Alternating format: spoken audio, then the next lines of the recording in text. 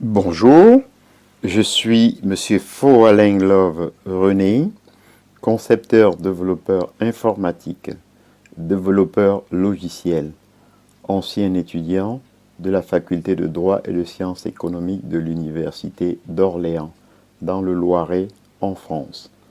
Aujourd'hui, dans le cadre du cours d'économie générale, nous allons étudier Ronald Reagan. La révolution conservatrice initiée par Thatcher trouve très vite son champion aux États-Unis. Lorsque Ronald Reagan arrive au pouvoir en 1981, les États-Unis sont au fond du gouffre.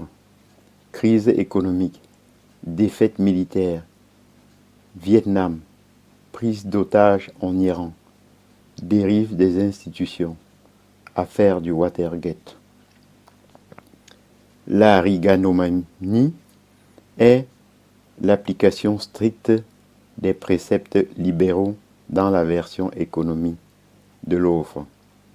Lutte sévère contre l'inflation par une hausse jamais vue des taux d'intérêt. On a frôlé les 20%. Baisse sans précédent de la fiscalité.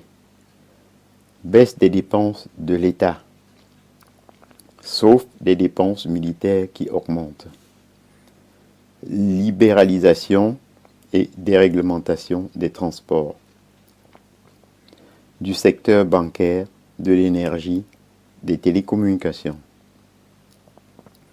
Dans un premier temps, jusqu'en 1982, la situation semble devenir catastrophique. La croissance est nulle, le chômage augmente, des secteurs entiers de l'économie sont ravagés par l'envol spectaculaire du dollar qui freine les exportations et 40 millions d'Américains vivent sous le seuil de la pauvreté. Mais dès 1982, des choses changent. Paul Volcker assouplit la politique monétaire et l'économie américaine se refait une santé.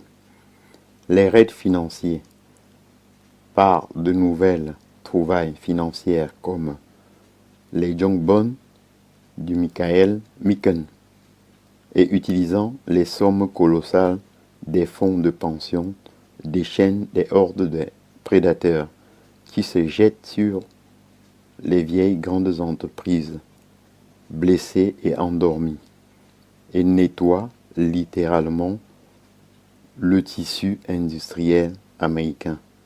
La bourse assoupie depuis 1929 prend sa revanche. Animée par le réveil de son cœur financier, l'Amérique retrouve son optimisme et ses atouts. Sa technologie stimulée par l'ouverture de la bourse au capital risque et à la haute technologie fait merveille. Le Nasdaq, spécialisé dans le financement des startups, devient la 4e place boursière mondiale. Les entreprises informatiques, dont Microsoft est le symbole, sont le nouveau fer de lance de l'économie américaine. Ainsi, j'en ai donc terminé avec le président américain Ronald Reagan. Je vous en remercie. Bon.